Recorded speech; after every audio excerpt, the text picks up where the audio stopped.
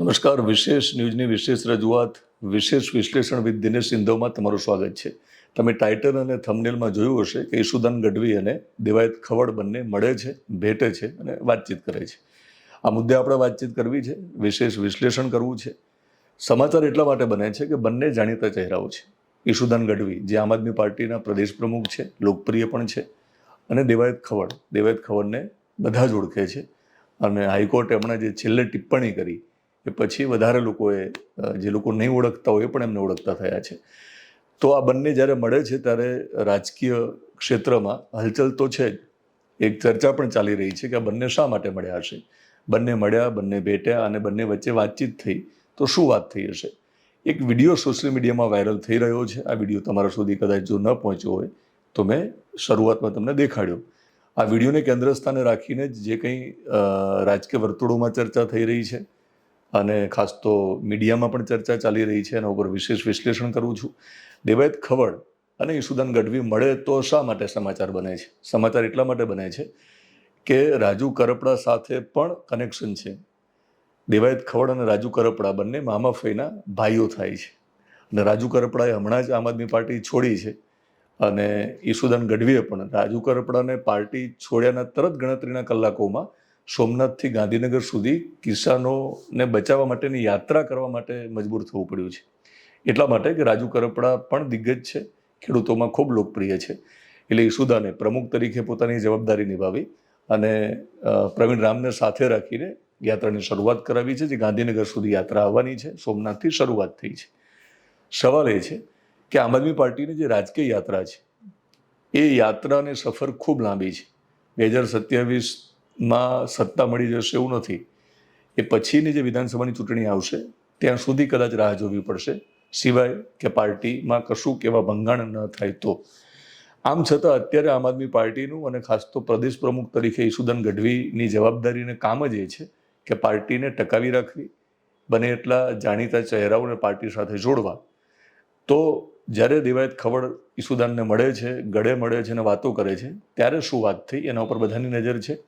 મને જે માહિતી મળી છે એ પ્રમાણે બંને મળ્યા, બંને વચ્ચે આ લોકોને પૂછો તો એ તો એવું જ કહેવાના કે અમારી ઔપચારિક મુલાકાત હતી, અમે બંને મળી ગયા, રસ્તામાં મળી ગયા. કારણ કે આમ જુઓ તો એ સમજી શકાય એમ છે ક્યાંક રસ્તામાં વચ્ચે મળ્યા છે, પણ બંનેનો રસ્તો તો છેલ્લે વિધાનસભા સુધી જઈ રહ્યો છે. હું એટલા માટે કહું છું કે ઈશુદાને તો પત્રકારત્વ છોડી અને રાજનીતિ અપનાવી છે અને એક જ મંજિલ છે કે વિધાનસભા સુધી પહોંચવું.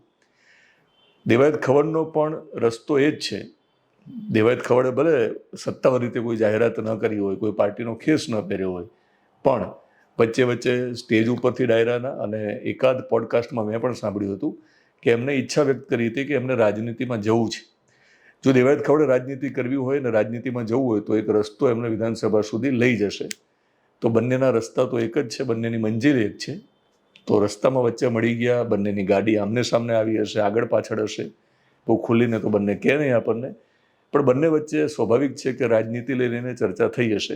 દેવાયત ખવડ અને ઈશુદાન ગઢવી જ્યારે મળે ત્યારે રાજુ કરપડાને પણ યાદ કર્યા હશે, રાજુ કરપડાને લઈને પણ ચર્ચા થઈ હશે. રાજુ કરપડા અને દેવાયત ખવડ બંને જ્યારે ભાઈઓ છે મામા ફઈના, ત્યારે જે અંગત વાતો થઈ હશે બંને વચ્ચેની એ કદાચ ઈશુદાન ગઢવીને તમે પૂછો તો પણ ન કે, અને દેવાયત ખવડ પણ ન કે, પણ રાજુ કરપડાની રાજકીય જે હવે પછીનું ભવિષ્ય છે અને રાજકીય મૂવમેન્ટ છે એને લઈને પણ ચર્ચા થઈ હશે. સાથે સાથે ઈશુદાન ગઢવીએ પણ પ્રયત્ન કર્યો હશે કે દેવાયત ખવડ આમ આદમી પાર્ટી જોઈન કરે. એ બધા જ પ્રયત્ન એ વાતચીત દરમિયાન કરી લીધા હશે.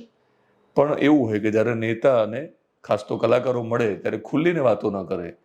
માનો કે જિગ્નેશ કવિરાજ કોઈ ડાયરામાં ઈશુદાન ગઢવીને મળી જાય તો એ ખુલ્લીને એવું ન કહે કે મારા પાર્ટીમાં આવું છે, પણ એક પ્રકારના સંકેતો આપે. કારણ કે મોટાભાગના જે કલાકારો છે ગુજરાતના ડાયરાના જગત સાથે જોડાયેલા, એમનું અંતિમ લક્ષ્ય તો રાજનીતિ છે. એ લોકોને ડાયરાનું જે સ્ટેજ છે એ સ્ટેજ ઉપરથી પછીનું જે સ્ટેજ છે એ લોકોનું, એ સ્ટેજ એમનું પોલિટિક્સ છે.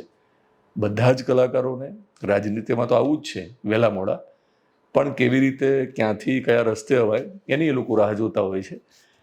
તો હું સમજુ ત્યાં સુધી ઈશુદાન ગઢવી સાથે ઘણીવાર ડાયરામાં આપણે બાકીના કલાકારોને પણ જોઈએ છીએ.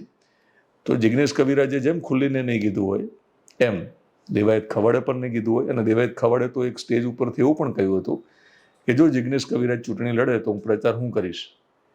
તો એવું બની શકે કે એક ડાયરામાં આપણને ઈશુદાન ગઢવી સાથે જિગ્નેશ કવિરાજ પણ જોવા મળે છે, અને રસ્તામાં મળી ગયા અને ગળે વળી ગયા એવા દેવાયત ખવડ પણ ઈશુદાન ગઢવી સાથે જોવા મળે છે. એવું બની શકે કે આ બંને મિત્રો છે, દેવાયત ખવડ અને જિગ્નેશ કવિરાજ. બંને જ્યારે વાતમાં રાજનીતિની વાત કરે છે તો બંનેએ મન પણ બનાવ્યું હોય કે આપણે ડાયરા બહુ કર્યા, હવે વિધાનસભામાં બેસીને ડાયરા કરીએ. તો કોઈ પાર્ટીમાં તો જવું પડશે. ભાજપ જે છે ને એમ પાર્ટી એક એવી છે કે એમ ટિકિટ ના આપી દે. એટલે એ બંનેને ખબર છે કલાકાર તરીકે કે ભાજપ કે ત્યાં ડાયરો કરવા જવું પડે, ભાજપના નેતા બોલાવે ત્યાં દોડીને જવું પડે, પણ ભાજપ ટિકિટ આપશે એની કોઈ ગેરંટી નથી. કોંગ્રેસમાં જવાથી પણ ટિકિટ મળી જશે અને જીતી જવાશે એની કોઈ ગેરંટી નથી. અને આમ આદમી પાર્ટીમાંથી ટિકિટ મળવાની શક્યતા સંપૂર્ણ છે, કારણ કે આમ આદમી પાર્ટી એવી છે કે જેમને નવા ચહેરાઓની જરૂર છે, જે લોકપ્રિય પણ હોય અને પૈસાદાર પણ હોય. કારણ કે આજે એવી પરિસ્થિતિ છે કે ભાજપમાં પણ પૈસાદાર જે હશે એ ઉમેદવારની પહેલી પસંદગી થશે, કારણ કે સરપંચની ચૂંટણી પણ કરોડો રૂપિયા ખર્ચ્યા પછી લડાય છે. તો વિધાનસભાની ચૂંટણી લડવા માટે તો પૈસાદાર જોઈએ. તો પૈસાદાર પણ હોય, લોકપ્રિય હોય. તો જિગ્નેશ કવિરાજ અને દેવાયત ખવડ બંને પૈસાદાર છે અને લોકપ્રિય પણ છે. તો સ્વાભાવિક છે કે આમ આદમી પાર્ટીમાં એમના માટે જગ્યા હોવાની અને આમ આદમી પાર્ટી એમને વેલકમ પણ કરી શકે. પણ સવાલ એ છે કે આમ આદમી પાર્ટીમાં ગયા પછી શું? આમ આદમી પાર્ટીમાં ગયા પછી જીતી જવાય? જીતી પણ જવાય, પણ જો ન જીતો તો શું? અથવા તો તમે ચૂંટણી લડવાની જ્યારે જાહેરાત કરો છો ત્યારે શું ખાતરી કે વિજય સુવાળા સાથે જે થયું એ તમારી સાથે નહીં થાય? કારણ કે વિજય સુવાળાએ જ્યારે આમ આદમી પાર્ટી જોઈન કરી એ પછીના દિવસો વિજય સુવાળાના તમે જુઓ, અને એક સમયે CR પાટીલ સામે બેઠા હોય ને વિજય સુવાળા ગીતના માધ્યમથી એવું પણ કહી શકે કે હું એવો સિંહ નથી કે તમે મને સાંકળથી બાંધી શકો. એ ગીત પણ ગાય છે સોમનાથના એક કાર્યક્રમમાં. એ જ વિજય સુવાળાને CR પાટીલના જ કાર્યકાળમાં ભાજપે બાંધી દીધા, પાંજરે પૂરી દીધા. એટલે વિજય સુવાળાની પોલિટિકલ જે કરિયર હતી અને જે જર્ની હતી આમ આદમી પાર્ટીથી શરૂ થઈ હતી એ ત્યાં જ ભાજપે પૂરી કરી દીધી. સિવાય કે ભાજપ હવે જરૂર લાગે તો એમને ટિકિટ આપશે, પણ હાલ તો ભાજપ માટે જ વિજય સુવાળાએ મહેનત કરવાની છે, દોડવાનું છે. તો અહીંયા પણ પરિસ્થિતિ એ છે કે દેવાયત ખવડ અને જિગ્નેશ કવિરાજને આપણે એટલા માટે યાદ કરી લીધા કે ક્યાંક અનુસંધાન મળે છે. આ બંને વારંવાર ક્યાંક ને ક્યાંક ઈશુદાનને મળી પણ જાય છે. તો એવું માની લેવાની પણ જરૂર નથી કે આમ આદમી પાર્ટીમાં જતા રહેશે. મેં કહ્યું ને કે આમ આદમી પાર્ટીમાં જવું ત્યારે તૈયારી રાખવી પડે કે વિજય સુવાળાની જે સ્થિતિ થઈ એવી ભાજપ તમારી સ્થિતિ કરી શકે. એવું પણ બને કે એકવાર તો તમને ખ્યાલ હશે છેલ્લી વિધાનસભાની ચૂંટણીમાં કે જિગ્નેશ કવિરાજે તો ફોર્મ પણ ભરી દેવાની જાહેરાત કરી હતી અને લડી લેવાની જાહેરાત કરી હતી અપક્ષમાં, ખેરાલુમાંથી એમનો જે વતન છે. અને એ પછી તાત્કાલિક એવું કશુંક થયું કે તેઓ ઋષિકેશ જતા રહે છે અને ફોર્મ પાછું ખેંચી લે છે. ફોર્મ પાછું ખેંચવાની જે તારીખ હતી ત્યાં સુધીમાં ફોર્મ પાછું પણ ખેંચાઈ જાય છે. એટલે ત્યાં જ એમને ખબર છે કે ફોન ઘણા બધા આવ્યા હશે, પ્રેશર આવ્યું હશે, એમને ઋષિકેશ છેક જવું પડ્યું. કારણ કે જ્યારે ચૂંટણી થઈના આગલા દિવસોમાં ઋષિકેશમાં હતા, મારે ફોન ઉપર વાતચીત થઈ હતી. તો આ બંને કલાકારો તરત તો આમ આદમી પાર્ટીમાં આવવાની જાહેરાત નહીં કરે અથવા ઈચ્છા પણ નહીં વ્યક્ત કરે, અને આવે તો તૈયારી સાથે એમને આવવું જોઈએ. પણ જો ભાજપમાં પોતાનું કદ વધારવું હોય અથવા તો ભાજપને પણ એવું દેખાડવું હોય કે જો આમ આદમી પાર્ટીમાંથી ઈશુદાન ગઢવી જે પ્રદેશ પ્રમુખ છે એ અમારા સંપર્કમાં છે, મારા સંપર્કમાં છે, ખાસ તો દેવાયત ખબરને અત્યારે યાદ કરી, બેનને જે રીતે મળ્યા છે, તો આમાં એવું થઈ શકે કે આનો એક અર્થ એવો પણ નીકળે કે આમ આદમી પાર્ટીમાં જવાય કે ન જવાય, જવાની ઉતાવળ કરાય કે ના કરાય, નિર્ણય લેવાય કે ના લેવાય, પણ ભાજપને પણ એક સંદેશ મળે, એક મેસેજ મળે કે આ લોકો સંપર્કમાં છે, આમ આદમી પાર્ટીમાં જઈ શકે. તો ક્યાંક જરૂર લાગે તો ભાજપ કદાચ એમને બોલાવે, એમનું મહત્વ ભાજપમાં વધે. એક પ્રયત્ન એ પણ હોઈ શકે. તો વિશ્લેષણમાં આપણે અત્યારે એટલું જ કહી શકીએ, હાલ જે વિશ્લેષણ કરીએ છીએ એ પ્રમાણે, કે જ્યારે કલાકાર નેતાને મળે છે અને ખાસ તો ભાજપનો વિરોધ કરતી જે પાર્ટી અને જે ચહેરાઓ છે એમને જ્યારે મળે છે, દેવાયત ખવડ હોય કે જિગ્નેશ કવિરાજ હોય, ત્યારે સ્વાભાવિક છે કે મળે ત્યારે એમને એવી પણ ખબર હોય જ કે ભાજપને શું લાગશે, ભાજપને ખોટું તો નહીં લાગે ને, અને ભાજપને ખોટું લાગશે તો ભાજપ શું કરી શકે. આમ છતાં જ્યારે મળે છે ત્યારે મેં કહ્યું પ્રમાણે અંદરની જેમની રાજકીય મહત્વાકાંક્ષાઓ છે એ પૂરી કરવા માટેનો પણ એક પ્રયત્ન હોઈ શકે. એટલે આ મુલાકાતથી આપણે માની લેવાની જરૂર છે નહીં કે આમ આદમી પાર્ટીમાં જતા જ રહેશે, પણ હું બહુ સ્પષ્ટ માનું છું કે આમ આદમી પાર્ટીને ઈસુદાન ગઢવી ચોક્કસ પ્રયત્ન કરશે દેવાયત ખવરને પાર્ટીમાં લાવવા માટે. કારણ કે લોઢું લોઢાને કાપે. તો રાજુ કરપડાની જે લોકપ્રિયતા છે, રાજુ કરપડાની સામે જ્યારે હવે આમ આદમી પાર્ટીએ લડવાનું થશે ચૂંટણીમાં, ત્યારે બહુ સરસ વિકલ્પ એની સામે જ લડે દેવાયત ખવડ. એવું જરૂરી નથી કે મામાફીના ભાઈઓ આમને સામને થાય, પણ બંનેનો વિસ્તાર એ જ છે. સુરેન્દ્રનગર જિલ્લાની આપણે વાત કરીએ છીએ તો સુરેન્દ્રનગરમાં આમ આદમી પાર્ટીએ પોતાની પકડ મજબૂત કરવી અને રાજુ કરપડા સામે જ્યારે લડવાની વાત છે, ની લડાઈમાં વધારે સૈનિકોની જરૂર પડે મજબૂત, તો એમાંના એક સૈનિક દેવાયત ખવડ હોઈ શકે. એક પ્રયત્ન ઈસુદાન ગઢવીનો એ પણ રહેશે, પણ દેવાયત ખવડ પણ એમ તરત માની જાય એમ નથી અને તરત ઉતાવળ કરે એમ પણ નથી. એટલે એમને પણ એમને રાજકીય ગણિતોના આંકડાઓ ચેક કર્યા હશે, સરવાળો બાદબાકી કરીને બધું જ જોયું હશે કે ફાયદો થાય કે નુકસાન જાય.